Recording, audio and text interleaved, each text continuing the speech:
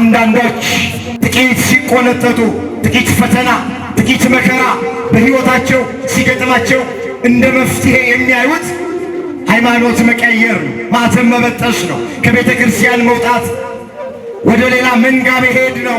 ላይመቸን ይችላል፣ ላይሞላልን ይችላል፣ ላይሳካልን ይችላል። ብንራብም፣ ብንጠማም፣ ብንታረዝም፣ ብንታመምም፣ ብንቸገርም፣ ምንም ቢጎድልብንም በመጀመሪያ ሃይማኖታችን እስከ መጨረሻው ድረስ እንጽና። ትናንትና መቅደስ ገብተው ተንሱ ጸልዩ እያሉ ሊቀድሱ የነበሩ አንዳንዶች ስለ ገንዘብ፣ ስለ ጥቅም፣ ስለሚሻግት እንጀራ ብለው ሃይማኖታቸውን የቀየሩ ማዕተባቸውን የበጠሱ ባሉበት ቦታ ደስተኛ ይመስላችኋል? እስኪ እውነቱን እንነጋገር። ሃይማኖታቸውን የለወጡ ስፍራቸውን የለቀቁ ከቤተ ክርስቲያን የወጡ ሰዎች ባሉበት ስፍራ ላይ ደስተኞች ይመስሏችኋል? ደስተኛ አይደለም። አሁንም ቢሆን እንጀራቸው ቤተ ክርስቲያን ናት። እዛ ሆነው ቤተ ክርስቲያኗን እየሰደቡ ነው የሚኖሩት። እዚህም እያሉ እንጀራቸው እቺ ነበረች፣ ወጥተውም እየሰደቧት እንጀራ የሚያገኙት በዚህ ቤተ ክርስቲያን። ትናንትም የተነሱት እንዳመጣጣቸው ሄደዋል። ዛሬም ያሉት መሄዳቸው አይቀርም፣ የጊዜ ጉዳይ። ምናልባት አሁን አይኖቻችን አንዳንድ ነገር ሲያዩ፣ ጆሮቻችን አንዳንድ ነገር ሲሰሙ ሊጨንቀን ሊከብደን ምን እየሆነ ነው ልንል ይገባል። እኛ የድርሻችንን እንወጣ እንጂ ቤተ ክርስቲያኒቱን ማንም ታግሎ አይጥላትም። በዲዮቅልጥያኖስ ዘመን ያልጠፋች ቤተ ክርስቲያን በዘመኑ ዲዮቅልጥያኖሶች አጠፋ። በነ ዮዲት ጉዲት ያልጠፋች ቤተ ክርስቲያን በዘመኖቹ ዮዲት ጉዲቶች አጠፋ። በነ አርዮስ፣ በነ ንስጥሮስ፣ በነ መቅዶኒዎስ፣ በነ ሰባሌዎስ፣ በነ ይሁዳ ያልጠፋች ቤተ ክርስቲያን በዘመኖቹም ሐሰተኞች አትጠፋም።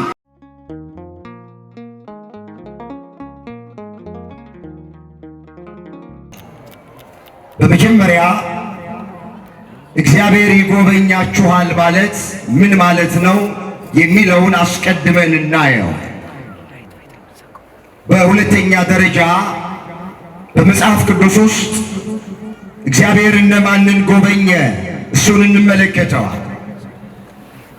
ሶስተኛና የመጨረሻ አሁን እኛን እግዚአብሔር እንዲጎበኘን ምን እናድርግ የሚለውን ተመልክተን ለዛሬ ትምህርታችንን እንቋጨዋለን።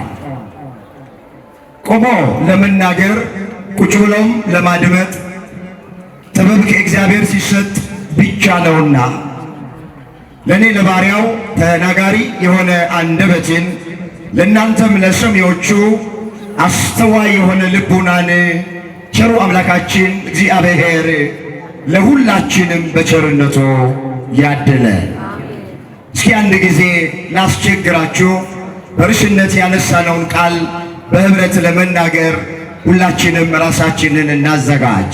እግዚአብሔር በሉ እስኪ ሁላችሁ፣ እግዚአብሔር ይጎበኛችኋል።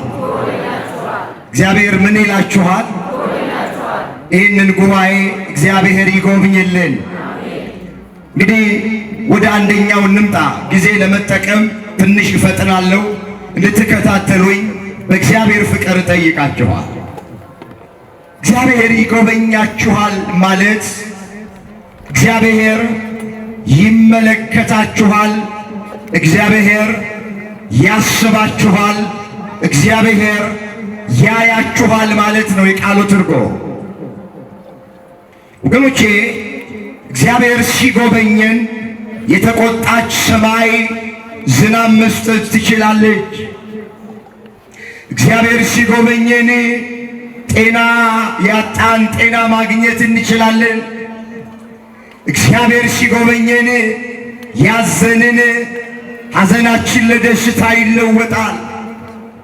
እግዚአብሔር ሲጎበኘን በሕይወታችን ተራራ የሆነብን ነገር ደልዳላ ሜዳ ይሆንልናል።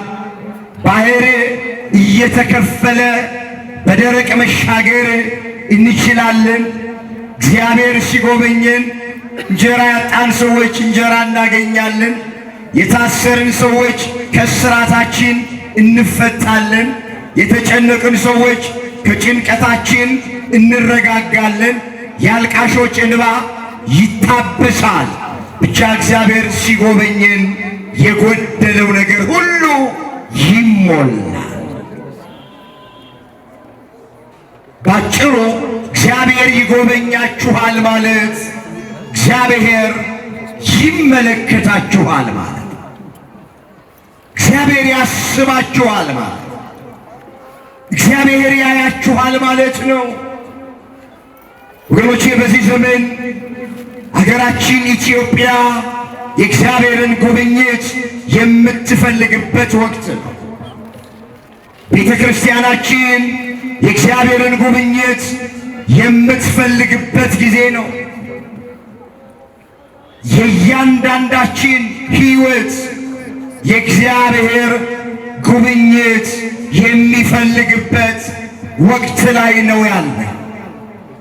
በዚህ ዘመን እግዚአብሔር ካላሰብን፣ እግዚአብሔር ካልተመለከተን፣ እግዚአብሔር በምሕረት ዓይኑ ካላየን ኑሮ በጣም ከባድ ነው። ዓይኖቻችን የሚያዩት፣ ጆሮቻችን የሚሰሙት አስጨናቂ ነገር ነው። ብዙ ሰዎች በሕይወት ከመኖር ይልቅ ሞታቸውን እየለመኑ ነው ያሉት። ታውቃላችሁ። እግዚአብሔርማ ኢትዮጵያን ተዋት፣ እግዚአብሔርማ ቤተ ክርስቲያኒቱን ተዋት፣ እግዚአብሔርማ እኛን ተወን፣ አያስበንም፣ አያየንም፣ አይመለከተንም እያሉ ብዙ ሰዎች ኑሮ ከብዷቸው እየተጨነቁ ነው ያሉ። የትምህርቱ መሰረታዊ ዓላማ ከዚህ ውስጥ ወጥተን እግዚአብሔር እንደሚያስበን፣ እግዚአብሔር እንደሚመለከተን፣ እግዚአብሔር እንደሚጎበኘን ማሳየት ነው የትምህርቱ መሰረታዊ ዓላማ። ወደ ሁለተኛው እስኪ እንምጣ። እግዚአብሔር በመጽሐፍ ቅዱስ እነማንን ጎበኘ? ከብሉይ ኪዳን አንድ፣ ከአዲስ ኪዳን አንድ ለአብነት እመለከታለሁ። ሁሉን እንዳልተርክ ጊዜ ስለሌለን ነው። ሐዋርያው ቅዱስ ጳውሎስ በሃይማኖት ለወለዳቸው በዕብራውያን ለሚገኙት ክርስቲያኖች ሲጽፍላቸው ስለ ሶምሶንና ስለ ባርቅ፣ ስለ ዮፍታሔና ስለ ሳሙኤል፣ ስለ ቀሩትም ነቢያት እተርክላችሁ ዘንድ ወደድኩ። ሁሉን እንዳልተርክላችሁ ጊዜ የለኝም አላቸው። ዕብራውያን 11 ቁጥር 32 ላይ የተመዘገበ እግዚአብሔር ቃል። እኛም አሁን በእግዚአብሔር የተጎበኙትን ሁላቸውንም ለመተረክ ጊዜ አይበቃንም። ግን ለአብነት ቅድም እንዳልን ከብሉይ ኪዳን አንዱን ከአዲስ ኪዳንም አንዱን አንስተን እናየዋል። ብሉይ ኪዳንን ስናነሳ ከብዙዎቹ መካከል በእግዚአብሔር ከተጎበኙት የምናገኛቸው የቤተልሔምን ሕዝቦች ናቸው። ታሪኩ በመጽሐፈ ሩት በምዕራፍ 1 ቁጥር 1 ላይ የተመዘገበ ነው። እንዲህ ብሎ ይጀምራል። መሳፍንት በምድሪቱ ላይ ይፈርዱ በነበረበት ዘመን በአንድ ከተማ አንድ ቤተሰብ ነበረ። የባል ስም አቤሜሌክ፣ የሚስት ስም ኑኃሚን፣ ሁለት ልጆች አሏቸው። መሐሎንና ኬሌዎን ተብለው ይጠራሉ። የሚኖሩት በይሁዳ ቤተልሔም ነበረ ይላል። ሁላችን እንደምናውቅ ቤተልሔም ማለት የቃሉ ትርጉም የእንጀራ ቤት ማለት። በዚህ ቤተልሔም ተብላ በምትጠራ ከተማ በአንድ ወቅት ላይ ጽኑ ረሃብ ሆነ። እግዚአብሔር የሰማይን መስኮት ዘጋ። ምድሪቱ የተዘራባት አልበቅል፣ የተተከለባት አልጸድቅ አለ። ረሃብ መጣባት። ረሃብ ደግሞ አስጨናቂ ነው። ታውቃላችሁ፣ መጽሐፍ ቅዱስ ከረሃብ ሰይፍ ይሻላል ብሏል። እዛ ሰቆቃወ ኤርምያስ ምዕራፍ 4 ቁጥር 9 ላይ ከረሃብ ሰይፍ ይሻላል። ሰይፍ ገላግሌ ነው። አንድ ጊዜ ይቆርጣል፣ በቃ ይገድላል። ረሃብ ግን ያሰቃያል። ረሃብ ጊዜ አይሰጥም። አምላካችን እግዚአብሔር በረሃብ ውስጥ ያሉትን ወገኖቻችንን እሱ በቸርነቱ ይጎብኝልን። አሜን በሉ ወገኖቼ። ታውቃላችሁ አገራችን ኢትዮጵያ አሁን በጣም ከባድ ሁኔታ ውስጥ ነው ያለች። በቀን አንድ ጊዜ መብላት ማይችሉ ብዙ ወገኖቻችን አሉ። ኑሮ የከበዳቸው፣ ኑሮ እንደ ሰማይ የራቀባቸው፣ ምነው በመሸ ብለው የሚመኙ፣ ሲመሽ ደግሞ ምነው በነጋ የሚሉ፣ ዙሪያው ገደል የሆነባቸው፣ ቀኑ የጨለመባቸው፣ አጣብቂኝ ውስጥ የገቡ፣ ሰማይ የተደፋባቸው፣ የሚበላና የሚጠጣ ነገር ወገኖቼ ጥያቄ ያልተመለሰላቸው ረሃብ ውስጥ ያሉ ብዙ ወገኖቻችን አሉ። በዚህ ቤተልሔም በሚባል ከተማ ረሃብ ሆነ። የጥቂቱን ጊዜ ረሃብ መታገስ አቅቷቸውና ኑኃሚንና አቤሜሌክ ቤተልሔምን ትተው ታሪኩን እንደምናውቅ ተሰደው ወደ ሞዓብ ምድር ወረዱ ይላል መጽሐፍ። መከራ ሲገጥምህ፣ ፈተና ሲገጥምህ ስፍራህን አትልቀቅ ተብሎ ነው የተጻፈው።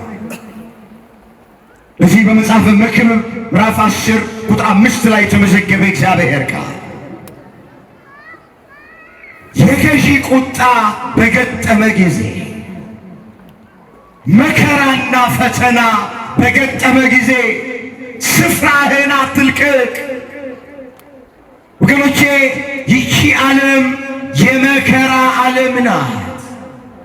በዚች ዓለም ላይ ስንኖር ማግኘት፣ ማጣት፣ መክበር፣ መዋረድ፣ ሐዘን፣ ደስታ ይፈራረቃሉ።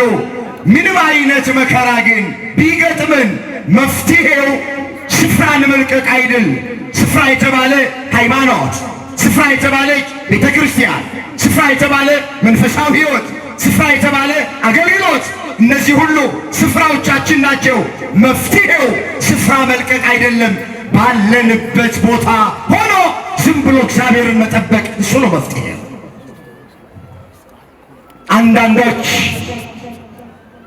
ጥቂት ሲቆነጠጡ፣ ጥቂት ፈተና፣ ጥቂት መከራ በሕይወታቸው ሲገጥማቸው እንደ መፍትሄ የሚያዩት ሃይማኖት መቀየር ነው፣ ማተም መበጠስ ነው፣ ከቤተ ክርስቲያን መውጣት፣ ወደ ሌላ መንጋ መሄድ ነው።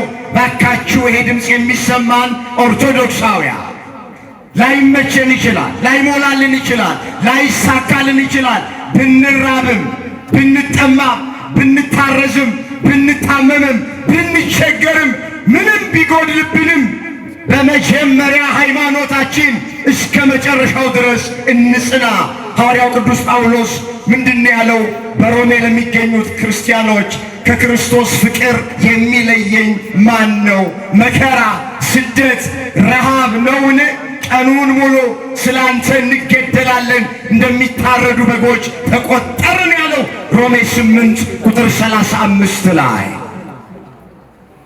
ከሃይማኖታችን ፍቅር ምንድን ነው የሚለየን?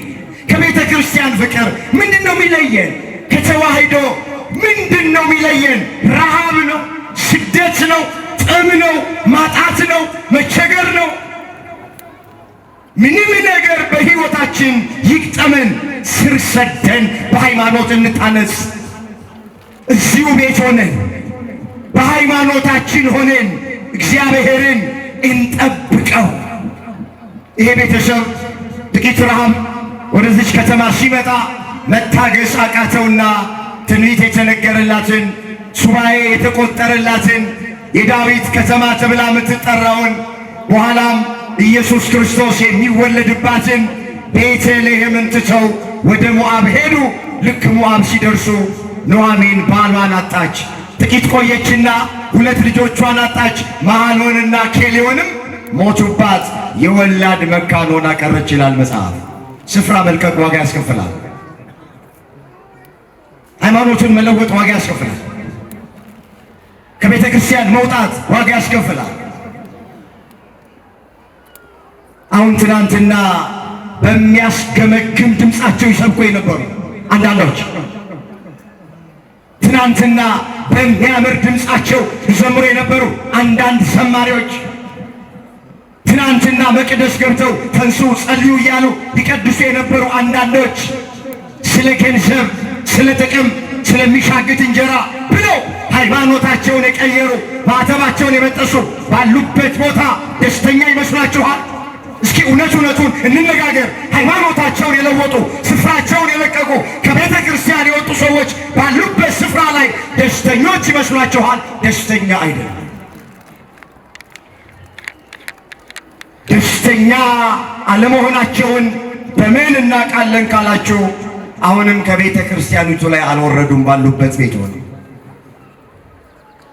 አሁንም ቢሆን እንጀራቸው ቤተ ክርስቲያን ናት። እዛ ሆነው ቤተ ክርስቲያኗን እየሰደቡ ነው የሚኖሩት። 24 ሰዓት ቲክቶክ ላይ ወጥተው ፌስቡክ ላይ ዩቲዩብ ላይ ተቀምጠው የኢትዮጵያ ኦርቶዶክስ ተዋሕዶ ቤተ ክርስቲያንን እሷን ነው እያነሱ እንጀራ እዚህም እያሉ እንጀራቸው እቺ ነበረች። ወጥተውም እየሰደቧት እንጀራ የሚያገኙት በዚህ ቤተ ክርስቲያን። ይሄ የምን ምልክት ይመስላችኋል መሰላችሁ? በሄዱበት ቦታ ያለማረፋቸው ምልክት ነው። ቤተ ክርስቲያኗን እያነሱ የሚናገሩ ባሉበት ቤት ውስጥ ቢያርፉ ኖሮ፣ ደስተኛ ቢሆኑ ኖሮ፣ ሰላም አግኝተው ቢሆኑ ኖሮ የራሳቸውን ዶግማ፣ የራሳቸውን ቀኖና፣ የራሳቸውን አስተምህሮ ያስተምሩ ነበረ። አንድም ቀን ወንጌል ሲሰብኩ አልሰማናቸው። ጠላት ዲያብሎስ የስድብ አፍ ሰጥቷቸው የአውሬው መንገድ ጠራጊዎች ስለሆኑ ሁልጊዜም ይሳደባል። ወገኖቼ እንደዚህ ቢሆኑ እኛ እንጠላቸው፣ እንወዳቸዋለን። እግዚአብሔር አንዳንዶቹ እንደተመለሱ የቀረውትንም ልብ ሰጥቶ እግዚአብሔር ይመልስልን። ይሄ ነው ምኞታችን፣ ይሄ ነው ፍላጎታችን። እንደወጡ አያስቀራቸው እግዚአብሔር መልሶ ልብ ሰጥቶ ወደ እናት ቤተ ክርስቲያን እግዚአብሔር ይመልስልን። እንመለስ። ስፍራዋን ለቀቀች። ከቤተልሔም ወደ ሞዓብ ወረዱ። ነገር ግን እዛ ሲደርሱ ቅድም እንደተረክነው አልተጠቀሙም። አቤሜሌክ ሞተ፣ 2 ልጆቿም ሞቱ። ወገኖቼ ስፍራችሁን አትልቀቁ። ከሃይማኖታችሁ አትውጡ። ከቤተ ክርስቲያናችሁ አትውጡ። ማዕተባችሁን አጥብቃችሁ ያዙ። የትንቢት መፈጸሚያዎች እንዳትሆኑ። ዛሬ ያለንበት ዘመን ከባድ ዘመን። ጌታችን መድኃኒታችን ኢየሱስ ክርስቶስ ስለ መጨረሻው ዘመን ለደቀ መዛሙርቱ ሲነግራቸው በመጨረሻው ዘመን ከሚሆኑት ነገሮች መካከል አንደኛው ብዙዎች በክርስቶስ ስም መምጣታቸው፣ ብዙዎቹን ማሳታቸው ነው። እናንተ ግን አለ ደቀ መዛሙርቱን ማንም እንዳያስታችሁ ተጠንቀቁ። ማንም እንዳያስታችሁ ምን በሉ? ተጠንቀቁ ተብለናል። መጠንቀቅ ነው። እነሆ ክርስቶስ ከዚህ አለ ወይም ከዛ አለ ቢሏችሁ አትመኑ። ሐሰተኛ ክርስቶሶች፣ ሐሰተኛ ነቢያት፣ ሐሰተኛ ሐዋርያት፣ ሐሰተኛ አስተማሪዎች ይነሳሉ። ቢቻላቸውስ አይቻላቸውም እንጂ የተመረጡትን እንኳን እስኪያስቱ ድረስ በምትሃት ብዙ ድንቃ ድንቅ ነገር ያደርጋሉ። በዚህ እንዳትደነቁ። የትንቢት መፈጸሚያ እንዳንሆን አምላካችን እግዚአብሔር ሁላችንን ይጠብቃል። ሐሰተኛ ነቢያት፣ ሐሰተኛ ሐዋርያት ተነስተዋል፣ እንደ አሸን ፈልተዋል፣ ምድሪቱን አጥልቅልቀዋታል።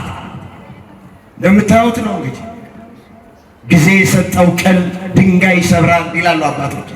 ጊዜ ሰጥቷቸዋል እንጂ ጊዜ ስለሰጣቸው እንደ ልባቸው ነው የሚናገሩት፣ እንደፈለጉ ነው፣ ታጅበው ነው፣ በፌዴራል በማርሽ ባንድ ነው፣ ጊዜው የኛ ነው ይላሉ።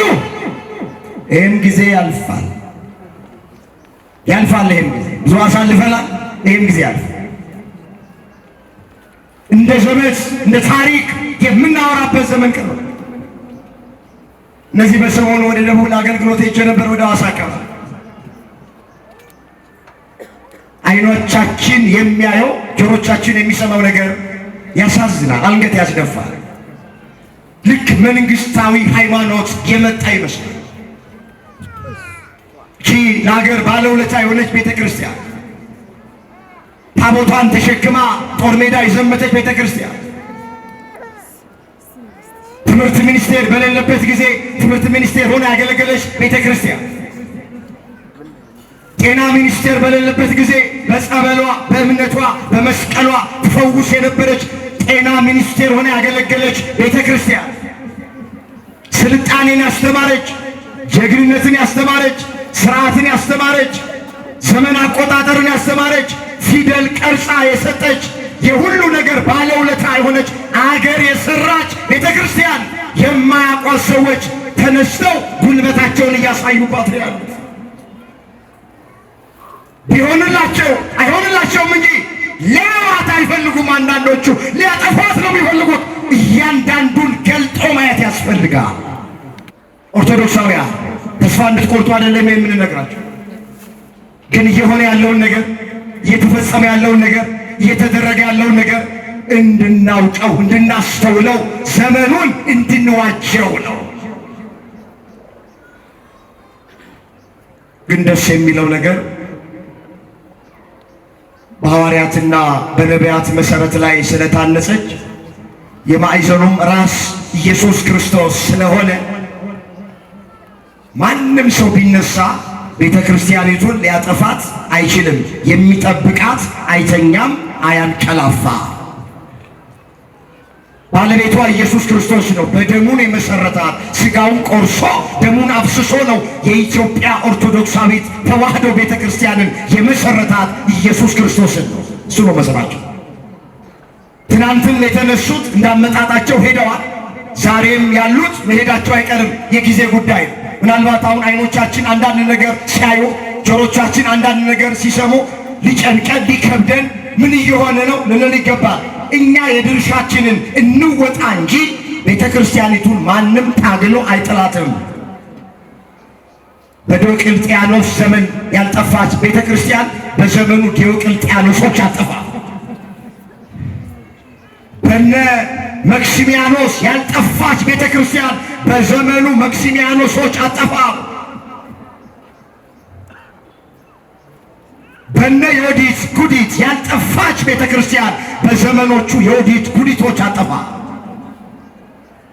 በነ አሪዮስ፣ በነ ንስጥሮስ፣ በነ መቅዶኒዎስ፣ በነ ሰባሊዮስ፣ በነ ይሁዳ ያልጠፋች ቤተ ክርስቲያን በዘመኖቹም ሐሰተኞች አትጠፋም። እንደውም እየሰፋን ክብር ይግባው አመስግኑት፣ እየበዛን ጠጠር መጣያ ጠፍቶ በመቅደሱ ተሰብስበን እግዚአብሔርን እያመለክነው ነው። ክፉ ጎረቤት ዕቃ ያስገዛል ይላሉ አባቶቻችን። እግዚአብሔር አምላክ ሁላችንን በመጀመሪያ ሃይማኖት እስከ መጨረሻው ድረስ ያጽናል። የትንቢት መፈጸሚያዎች እንዳንሆን እግዚአብሔር ሁላችንን ይጠብቀን። ስለዚህ ስፍራዋን ለቀቀች፣ እንመለስ። ሚስጥር እየሳበን እንዳይሰማ። ልክ እሷ ሞዓብ ስትደርስ ቤተልሔምን ለቀው ሞዓብ ሲደርሱ መጽሐፉ ምን ይላል? እግዚአብሔር ቤተልሔምን ጎበኛት ይላል። እስኪ እግዚአብሔር ነው። ብዙ ናችሁ፣ ድምፃችሁ ትንሽ አነስ ይላል። በደንብ እስኪ ድምፃችሁን አውጡና እግዚአብሔር በሉ። ቤተልሔምን ጎበኘ። ቤተልሔምን ምን አለ? ጎበኘ። የረሃቡ ዘመን አለፈ። እግዚአብሔር ይጎበኛችኋል ነው ርሳች። ቤተልሔምን እግዚአብሔር ጎበኘ። እግዚአብሔር የጉብኝት ጊዜ አለው። የሰማይን መስኮት ከፈተ እግዚአብሔር።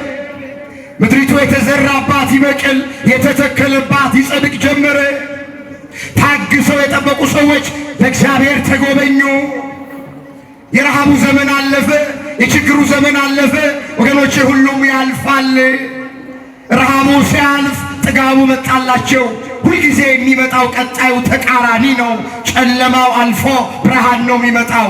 በጋው አልፎ ክረምት ነው የሚመጣው። ማጣት ሲያልፍ ማግኘት ይመጣል። ውርደት ሲያልፍ ክብር ይመጣል። ለቅሶ ሲያልፍ ሳቅ ይመጣል። ሁሉም የሚመጣው ተቃራኒ ነው። ረሃቡ አለፈ በቤተልሔም ላይ። እግዚአብሔር ቤተልሔምን ጎበኛት፣ ከተማይቱ ተባረከች። እግዚአብሔር ይጎበኛቸዋል። በብሉይ ኪዳን እግዚአብሔር የጎበኛቸው የቤተልሔምን ሰዎች ናቸው። ጥቂት ጊዜ ረሃብ ነበረ፣ እርግጥ ነው። ጥቂት ጊዜ መከራ ነበር በቤተልሔም ላይ። ጥቂት ጊዜ ችግር ነበረ፣ ግን ችግሩ አለፈ። አለፈ ችግሩ። ዳዊት ምን ብሎ ነው የዘመረው? ቁጣው ለጥቂት ጊዜ ነው፣ ሞገሱ ግን ለሕይወት ዘመን ነው። ለቅሶ ማታ ይመጣል፣ ጠዋት ግን ደስታ ይሆናል አለ መዝሙር 29 ቁጥር 5 ላይ የተመዘገበ እግዚአብሔር ቃል። እስኪ ቁጣው ለጥቂት ጊዜ ነው፣ ሞገሱ ግን ለሕይወት ዘመን ነው።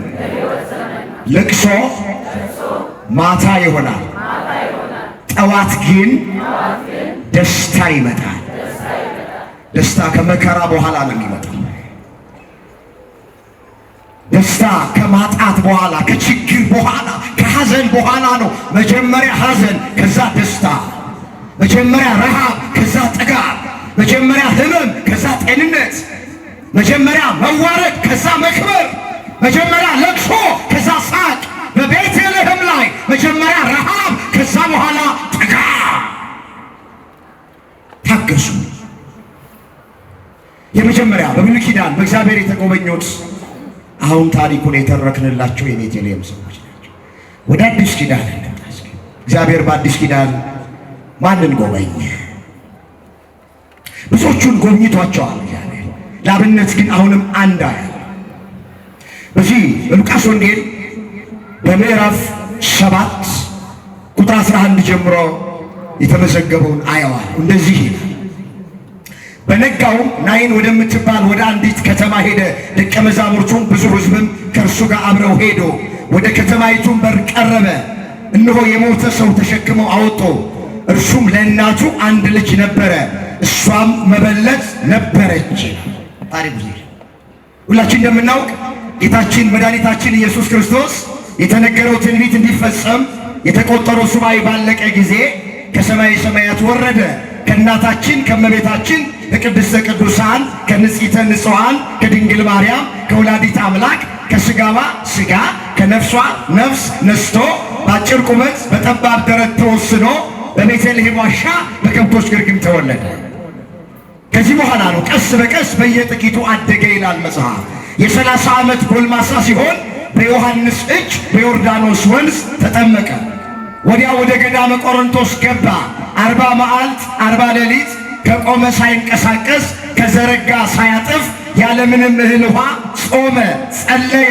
በዲያብሎስ ተፈተነ፣ ዲያብሎስን ድል አደረገው። ዲያብሎስን ድል የምናደርግበትን ጾም ስርዓት አድርጎ ሰራልን። አሁን እየጾምን ያለነው ጾም ኢየሱስ ክርስቶስ የጾመው ጾም ነው። ማን የጾመው ጾም ነው አልኳችሁ? እግዚአብሔር የጀመርነውን ሱባኤ በሰላም አስፈጽሞ ሁላችንን ለብርሃነ ትንሣኤው ያድርሰን። እሱን ነው አብነት አድርገን እሱን ምሳሌ አድርገን ከኔ ተማሩ ስላለን ከሱ ተምረን እኛ ኦርቶዶክሳውያን እንጾማለን። በልቷል እንጂ በደንብ በልቷል። ፍጹም ሰው ነው፣ ፍጹም አምላክ ነው ኢየሱስ ክርስቶስ። ስለዚህ ይበላል። ጌታ በልቶልኛልና አልበላም ይላሉ አይሉም። መብሉ ላይ ያስነኩታል። ጾም ጋር ሲመጣስ ጌታ ስለ ጾመልኝ አልጾምም ትላለች። ወገኖቼ እግረ መንገዳችንን ያለነው ጾም ላይ ስለሆነ የምንጾመው በዘፈቀደ አይደለም፣ ወይንም ከመጽሐፍ ቅዱስ ሐሳብ ውጭ ሆነን አይደለም። ኢየሱስ ክርስቶስ ማድረግ የሚገባንን ነገር ሁሉ ከኃጢአት በስተቀረ አድርጎ ያሳየን እሱ ነው። ጾሙ ቢለን ጾሞ፣ ጸልዩ ቢለን ጸልዮ፣ ትሑት ሁኑ ቢለን ትሑት ሆኖ፣ ይቅርታ አድርጉ ቢለን ጎኑን በጦር የወጉትን እጆቹን በሚስማር የቸነከሩትን የሾህ አክሊል የደፉበትን አባት ሆይ የሚያደርጉትን አያውቁምና ይቅር በላቸው ብሎ ይቅርታ ማድረግን ያስተማረን ኢየሱስ ክርስቶስ ነው። ስንቱን ልተርክላችሁ። በቃ ከኃጢአት በስተቀረ ክርስቲያኖች ማድረግ የሚገባቸውን አድርጎ ያሳየን ኢየሱስ ክርስቶስ ነው። ከእኔ ተማሩ ነው ያለን። ጾምን ያስተማረን ኢየሱስ ክርስቶስ። አሁን አንዳንዶቹ በጌታ ነኝ ትላለች። በጌታ ከሆንሽ ጌታ በዚህ ምድር የሰራውን ስሪ በያት። በጌታ ነኝ ሲል በጌታ ከሆንክ ጌታ በዚህ ምድር ያደረገውን የሰራውን ስራ በሉት። አንደኛው ጾም ነው። ጾም ነው። ይጾም ነበር ጌታችን። ጌታችን ጾመኛ ነው። እኔ ይገርመኛል። መጽሐፍ ቅዱስን ተሸክመው የሚዞሩ ብዙ ሰዎች አሉ። መጽሐፍ ቅዱስ የጾም መጽሐፍ ነው። የጾምን መጽሐፍ ተሸክሞ ጾምን መቃወም ስንፍና ነው። እስኪ መጽሐፍ ቅዱስ ነው። አልሰማችሁም? መጽሐፍ ቅዱስ የጾም መጽሐፍ ነው። የጾምን መጽሐፍ ተሸክሞ ጾምን መቃወም ስንፍና ነው። መጽሐፍ ቅዱስ የምን መጽሐፍ ነው አልኳችሁ? ይህንን ብትበሉ መልካችሁ ያምራል፣ ሰውነታችሁ ይወፍራል ተብሎ ቤትም ስፍራ ላይ አልተጻፈ። ነቢያቱም አልተናገሩ፣ ሐዋርያቱም አልሰበኩ። ግን ብንጾም እንደምንጠቀም በብዙ ስፍራ ላይ ተመዝግቦልናል። አምላካችን እግዚአብሔር ጾመን ዋጋ እንድናገኝ ሁላችንን በቸርነቱ ይርዳል። እንመለስ።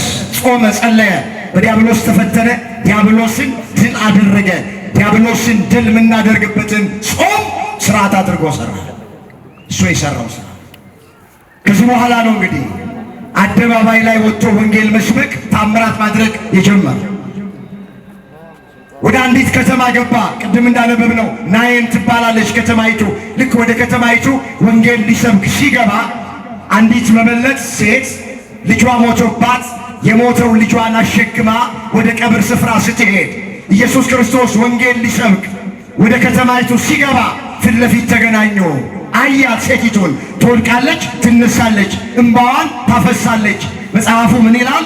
ጌታም ባያት ጊዜ አዘነላትና አታልቅሺ አላት ይላል። እስኪ ጌታም ባያት ጊዜ አዘነላትና አታልቅሺ አላት። ምን አትበይ አላት? ለዚች ሴት ያዘነ ጌታ ለሁላችንም ይዘንልን። እስኪ አንድ ጥያቄ ልጠይቃችሁ። እግዚአብሔር ያዝናል አያዝንም? አቤት ያዝናል። በማናችንም መጨነቅ እግዚአብሔር ደስተኛ አይደለም። በማናችንም ሕመም፣ በማናችንም መሰቃየት፣ በማናችንም ማጣት፣ በማናችንም መራብ፣ በማናችንም እንቅልፍ አጥቶ ቁጭ ብሎ ማደር ባካችሁ እግዚአብሔር ደስተኛ አይደለም። ሴቲቱ ስትወድቅ ስትነሳ መበለት ናት ነው አይደለም የሚለው? ቅድም ስናነብ መበለት ማለት ባል የሞተባት ሴት ማለት ባል ሞቶባታ የባሏ መሞት ሳያንስ እንደገና ልጇን ሞተባት፣ በእንቅርት ላይ ጆሮ ደግፍ ሆነባት፣ በቁስል ላይ ጥዝጣዜ ሆነባት፣ ልቧ ያዘነባት ሴት ናት። እቺ ሴት ያላዘነች ማን ያዝን ነው? ባሏ ሞቶ እንደገና ተጨምሮ ልጇን ሞተባት። ለዚህ ነው የምትወድቀው የምትነሳው። ለዚህ ነው በአራት ማዕዘን እንባዋ የምታፈሰው። ክርስቶስ አያትና አንቺ ሴት አይዞሽ አታልቅሺ አላት። እኛንም አይዟችሁ ይበለን። በብዙ ነገር እያዘንን ያለን በገዛ ባሏ የምታዝን ሚስት አለች በዚህ ዘመን። በገዛ ሚስቱ የሚያዝን ባል አለ። በወላጆቹ የሚያዝን ልጅ አለ። በልጁ የሚያዝን ወላጅ አለ። ሐዘናችን ይለያያል እንጂ ሁላችንም ሐዘንተኞች ነን። ማን ነው በሀገሩ ጉዳይ የማያዝን? ማን ነው በቤተ ክርስቲያኑ ጉዳይ የማያዝን? በውስጥም ባለው በውጭም ባለው በምናየው በምንሰማው ነገር ማን ነው የማያዝነው? ዛሬ በወገኖቹ ጉዳይ የማያዝነው ማን ነው? ሰው በግፍ ሲገደል፣ ሰው መከራ ሲቀበል፣ ይህን ስናይ ይህን ስንሰማ እያዘንን ያለ ነው። የሁላችሁ ሐዘናችን ይለያያል እንጂ ሁላችንም ሐዘንተኞች ነን። ምናለቅስበት ምክንያቱ ይለያያል እንጂ ሁላችንም አልቃሾች ነን።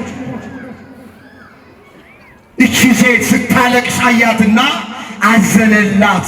አይዞሽ አታልቅሺ አላት። ሰው ቢያዝን ታውቃላችሁ የመጨረሻው እርዳታ ከንፈር መምጠጥ። ወንድም ሊሆን ይችላል፣ እህት ልትሆን ትችላለች፣ አባት ሊሆን ይችላል፣ እናት ልትሆን ትችላለች፣ ጓደኛችን ሊሆን ይችላል። አያድርስ ነው። ተቸግረን አይቶ፣ ተርበን አይቶ፣ ተጠምተን አይቶ፣ ታመን አይቶ፣ 5 እና 10 ሳንቲም ቸግሮን አይቶ ሰው ካዘነ የመጨረሻ እርዳታው ከንፈር መምጠጥ ነው። ማብላት እየቻለ ማያበላ፣ ማጠጣት እየቻለ የማያጠጣ፣ ማልበስ እየቻለ የማያለብስ አዝኖ ከንፈሩን መጥቶ ሰው ይሄዳል። እግዚአብሔር ካዘነ ግን ወደ ድርጊት ወደ ሥራ ያመራዋል። እግዚአብሔር ሰው አይደለም። ዝም ብሎ አዝኖ ከንፈሩን መጥቶ ትቶን አይሄድም። እግዚአብሔር ይውላችሁ ካዘነ ስራ ይሰራል። ተርበን እንደሆነ ምንበላውን ይሰጠናል። ተጠምተን ከሆነ ያጠጣናል። ታርዘን ከሆነ ያለበስናል። ታመን ከሆነ ይፈውሰናል። ተጨንቀን ከሆነ ከጭንቀታችን ያረጋጋናል። እግዚአብሔር ካዘነ ወደ ስራ ወደ ድርጊት ያመራዋል። አያት፣ አዘነላት። ታሪኩን ላሳጠር ቁሙ አላቸው። አስክሬኑን አውርዱ አላቸው። አወረዱት። ቀረብ አለ ኢየሱስ ክርስቶስ ወደ ሞተው። እጁን ያዘው፣ ቀኝ እጁን ያዘው። አንተ ብላቴና እልሃለሁ ተነሳ ሲለው አፈፍ ብሎ ተነሳ። ለእናቱ ስጧት አለ። የባልሽን ሐዘን ያስረሳሽ አለ። ሴቲቱ ሐዘኗ ለደስታ ተለወጠ። አፏ በሳቅ ተሞላ፣ ከንፈሯ በእልልታ ተሞላ። የሞተባት ልጇ ተነሳ። ክብር ምስጋና ለአምላካችን ለእግዚአብሔር ይሁን። እግዚአብሔር ይችላል አይችልም? አቤት ይችላል። ሞቶ የነበረው ልጇን አስነሳላት። ግረ መንገድ ምንም አይነት ችግር በሕይወታችሁ ይግጠማችሁ፣ እባካችሁ ችግራችሁን ከእግዚአብሔር በታች አድርጉትና እግዚአብሔርን ከችግሮቻችሁ ሁሉ በላይ አድርጉት። አሁን አንዳንድ ሰዎች የሆነ ችግርን እግዚአብሔር ይፈታል፣ መልስ ይሰጣል፣ ደግሞ የሆነውን ነገር አይችልም ብለው እጃቸውን አጣጥፎ እግራቸውን አጣምረው ቁጭ ያሉ ሰዎች ከዚህ ውስጥ ነው። ምንም አይነት ነገር በሕይወታችን ይግጠመን፣ የቱም አይነት ችግር በሕይወታችን ይግጠመን፣ ከእግዚአብሔር በታች ነው ችግራችን። ከማን በታች? ችግራችንስ የት ነው ያለው? ማነው? እግዚአብሔርስ የት ነው ያለው? ከችግራችን ሁሉ በላይ።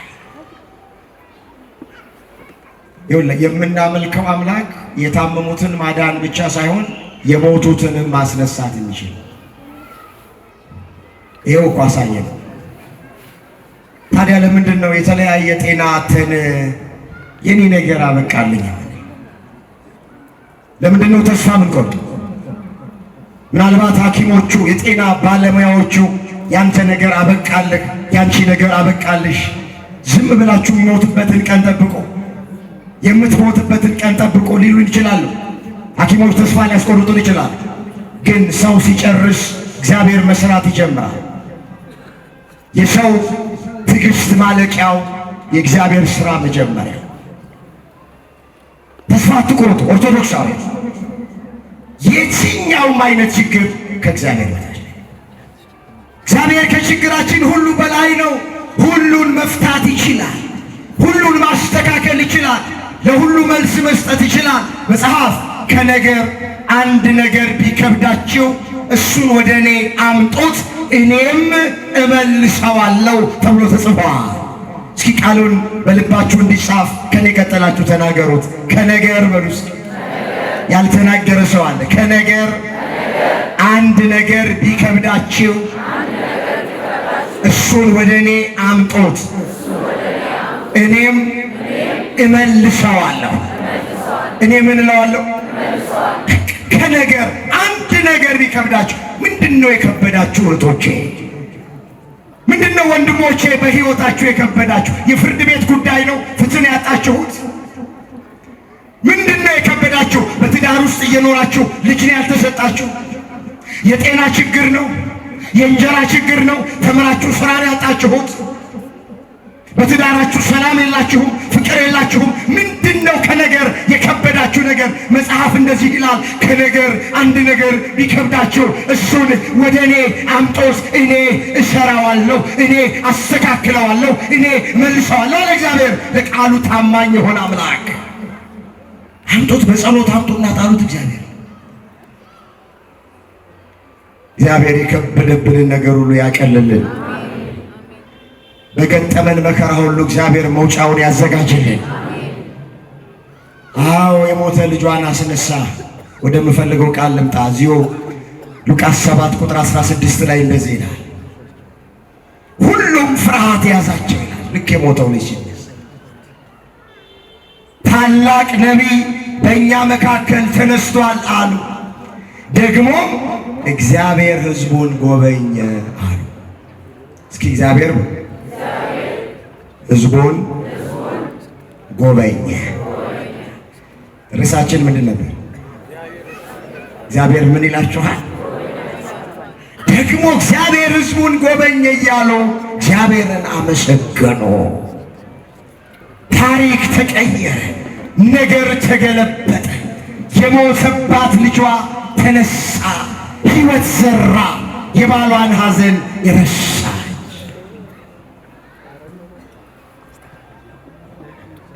አሁን እግዚአብሔር እንዲጎበኘን ምን እናድርግ? እሱን ተመልክቼ ባጭር ትምህርቴን ጠቃልላለሁ። ሁለቱን ተመልክተናቸዋል። ሶስተኛውን አይቼ ትምህርቴን ጠቃልላለሁ።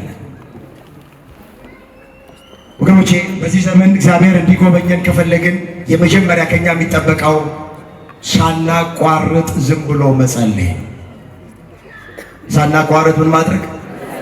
ጸሎታችሁን እንዳታቋርጡ የእግዚአብሔርን ጉብኝት የምትፈልጉ ከሆነ መጽሐፍ ለምኑ ይሰጣችኋል፣ መዝጊያ አንኳኩ ይከፈትላችኋል፣ ፈልጉ ታገኛላችሁ። ከእናንተ መካከል ልጅ እናቱን ዳቦ ቢለምን ድንጋይ ትሰጠዋለችን? እንቁላል ቢለምንስ በእንቁላል ፈንታ እባብ ወይንም ጊንጥ ትሰጣለችን? እናንተ ክፉ ሆናችሁ ሳላችሁ ለልጆቻችሁ መልካም ማድረግ ካወቃችሁ የሰማዩ አባታችሁ እግዚአብሔርማ ለሚለምኑት እንዴት አብልጦ አያደርግም ነው የሚለው። እግዚአብሔር ዳቦ መልካም ነገር እየለመን ነው፣ ድንጋይ ክፉ ነገር አይሰጠንም። እባካችሁ ዳቦ ሰላም እየለመን ነው፣ ድንጋይ ጦርነት አይሰጠንም።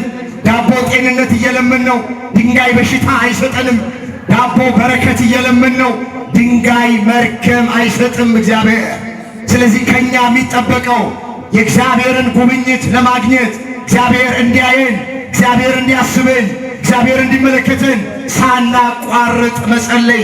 ውዳሴ ማርያማችሁን እንዳታቋርጡ፣ ዳዊት መድገማችሁን እንዳታቋርጡ፣ ቅዳሴ ማስቀደሳችሁን እንዳታቋርጡ፣ ከቤተ ክርስቲያን እንዳትጠፉ፣ እንዲህ ካለ ጉባኤ ቁጭ ብላችሁ የእግዚአብሔርን ቃል መስማት እንዳታቋርጡ ጠብቁ። ዝም ብላችሁ ይመጣል እግዚአብሔር። ጸሎታችን ከእንባ የተደገፈ ሆኖ እንጸልይ። ምንድነው ነቢዩ ኤርምያስ የተናገረው?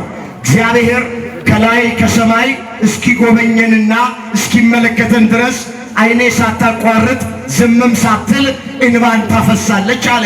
ሰቆቃወ ኤርምያስ ምዕራፍ 3 ቁጥር 49 ላይ ወገኖቹ እስራኤላውያን በባቢሎን ምርኮ በነበሩ ጊዜ፣ በመከራ ውስጥ በጭንቅ ውስጥ በነበሩ ጊዜ ነቢዩ ኤርምያስ እንዲህ ብሎ ጸለየ። እግዚአብሔር አለ ከላይ ከሰማይ እስኪጎበኘንና እስኪመለከተን ድረስ ዓይኔ ሳታቋርጥ ዝም ሳትል እንባ ታፈሳለች አለ። ሳታቋርጡ ጸልዩ፣ ሳታቋርጡ አንቡ፣ ሳታቋርጡ አልቅሱ። ስለ ሀገራችሁ፣ ስለ ቤተ ክርስቲያናችሁ፣ ስለ ወገኖቻችሁ፣ ስለ ጤናችሁ፣ ስለ ጎደለባችሁ ነገር ሁሉ ጸልዩ።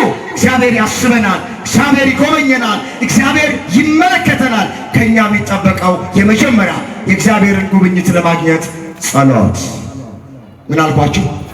ይኸውላችሁ ጸሎት አይቋረጥም። ጳውሎስ ለተሰሎንቄ ክርስቲያኖች ምንድን ያላቸው? ሳታቋርጡ ጸልዩ ነው ያላቸው።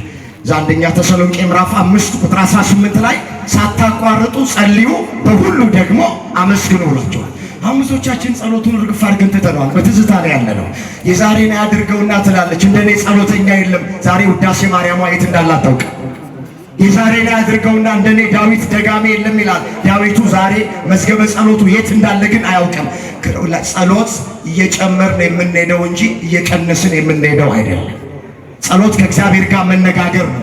ሰው እንዴት ከእግዚአብሔር መነጋገሩን ያቆማል? ጸሎት ሐሳብን ለእግዚአብሔር ማቅረብ ማለት ነው። ስለዚህ ጸሎታችሁን ጨምሮ የእግዚአብሔርን ጉብኝት ከፈለጋችሁ ይውላችሁ በሚገባችሁ ቋንቋ በመጸለያችን የምንጨምረው ነገር እንኳን ባይኖር በመጸለያችን ግን የምንቀንሰው ነገር አለ። ምን እንቀንሳለን ካላችሁ የሚጸልይ ሰው ፍርሃትን ይቀንሳል። የሚጸልይ ሰው ጭንቀትን ይቀንሳል። የሚጸልይ ሰው ብቸኝነትን ይቀንሳል። ስለዚህ በመጸለያችን ከምናገኘው ጥቅም ባሻገር ደግሞ ምን ቀንሰው ነገር አለ። ጸሎተኛ ሰው እኮ አይፈራም። ታውቃላችሁ፣ ምንም ቢመጣበት አይፈራም። ስለዚህ ጸልዩ፣ አሁንም ጸልዩ፣ አሁንም ጸልዩ። የመጨረሻ እግዚአብሔር እንዲጎበኘን በትዕግስት ሆነን እንጠብቀው። በምን ሆነን እንጠብቀው? በትዕግስት ይመጣል። በለሷን የጠበቀ ፍሬዋን ይበላል፣ ጌታውን የጠበቀ ይከብራል ተብሎ ተጽፏል። እዛ ምሳሌ 27 ቁጥር 18 ላይ የተመዘገበ ቃል። እስኪ በለሷን ነው የጠበቀ ፍሬዋን ይበላል፣ ጌታውንም የጠበቀ ይከብራል። በቃ ጌታውን የጠበቀ በትዕግስት የጠበቀ ይከብራል፣ ይጎበኛል። ትዕግስት ብቻ ነው እግዚአብሔር ከኛ የሚፈልገው። ያ ኢዮብ እስኪ በዓይነ ሕሊናችሁ ሳሉት የመጨረሻ ቃል ጤናውን አጣ፣ ሀብት ንብረቱን አጣ፣ ልጆቹን አጣ። 3 መከራ በሕይወቱ ደረሰበት። 3 ታላላቅ መከራ። 10 ልጆቹን ያጣው በአንድ ሌሊት። 7 ወንድ ናቸው፣ 3 ሴት ናቸው። ከራስ ፀጉሩ እስከ እግር ጥፍሩ ድረስ በደዌ ነው፣ በቁስል ነው የተመታው። ሀብት ንብረቱን በሙሉ ነው ያጣው፣ የወደመበት። ግን ምንድን ነው ያለው? ከእናቴ ማኅፀን ራቁቴን ወጥቻለሁ፣ ወደ መቃብርም ራቁቴን ገባለሁ። እግዚአብሔር ሰጠኝ፣ እግዚአብሔር ነሳኝ፣ የእግዚአብሔር ስም የተመሰገነ ይሆናል። 10 ልጆቹን አጥቶ ተመስገን አለ። ሙሉ ሀብት ንብረቱን አጥቶ ተመስገን አለ። ጤናውን አጥቶ ተመስገን አለ። አላጉረመረመም። ወገኖቼ ኢዮብ አላማረረም ተብሎ ነው የተጻፈው። አላዘነም አልተባለም። አዝነዋል፣ ግን አላማረረም። የታል ማመልከው አምላክ አላለም። የታል እግዚአብሔር አላለም። አዝነዋል፣ ግን አማሯል ተብሎ አልተጻፈም። ማዘን የተፈቀደ ነው። ማዘን ተፈጥሯዊ ነው። ግን እባካችሁ እግዚአብሔርን አታማሩት። ምንም ቢገጥማችሁ እግዚአብሔርን አታማሩት። ተመስገን አለ። በአንድ ወቅት በሚስቱ በኩል ሰይጣን መጥቶ ሊጥለው ሞከር፣ አልቻለም። በጓደኞቹ በኩል መጣ፣ አልቻለም። መጨረሻ ላይ ራሱ ዓይኑን አፍጦ ጥርሱን አግጦ ሰይጣን መጣ። እስካሁን ፍጹምነትን ይዘሃል፣ ይሄ እግዚአብሔር እግዚአብሔር የምትለው ልጆችን ካልጠበቀ ሀብት ንብረትን ካልጠበቀ ለምን ታመልከዋለህ? ስደብና ሞት አለው። ኢዮብ እንደዚህ ብሎ መለሰ። የምፈልገው ቃል የመጣው ነገር ይምጣ አለ። ሥጋዬን በጥርሴ ነክሼ ይይዘዋለሁ አለ። ቢገድለኝም እንኳን አምላኬ እግዚአብሔርን በትዕግስት እጠብቀዋለሁ አለ። ኢዮብ 13 ቁጥር 14 ላይ የተመዘገበ ቃል አንድ ላይ እንበለውና ትምህርቱን እንዳጠቃል። የመጣው ነገር ይምጣ በመስኪ ሥጋዬን በጥርሴ ነክሼ ይይዘዋለሁ። ቢገድለኝም እንኳን አምላኬ እግዚአብሔርን በትዕግስት እጠብቀዋለሁ። በምን እጠብቀዋለሁ? ጤና ማጣት ከእግዚአብሔር አይለየኝም። ልጆች ማጣት ከእግዚአብሔር አይለየኝም። ሀብት ንብረት ማጣት ከእግዚአብሔር አይለየኝም። ቢገድለኝም እንኳን በትዕግስት ማንን እጠብቃለሁ አለ? በቃ እኛም እንደዚህ ነን። ምንም ነገር አይለየን። በቃ እንጨክን፣ እንጠብቀው። በትዕግስት ይጎበኘናል፣ ይመጣል። ሰው ዝም ብሎ የእግዚአብሔርን ማዳን ተስፋ ቢያደርግ መልካም ነው ተብሎ ተጽፏልና ዝም ብለን እግዚአብሔርን ተስፋ አድርገን እንድንኖር አምላካችን እግዚአብሔር ሁላችንን በቸርነቱ ይርዳን። ያስተማረን አምላክ ስሙ የተመሰገነ ይሁን። ድንግል ማርያም ጣዕሟን በአንደበታችን ፍቅሯን በልባችን ትሳልብን። አገራችንን ኢትዮጵያ አምላካችን እግዚአብሔር በጽኑ ሰላም ይጠብቅልን። የእምነት ነፃነታችንን እግዚአብሔር ያስከብርልን። የሁላችንን መጨረሻ እግዚአብሔር ያሳምር።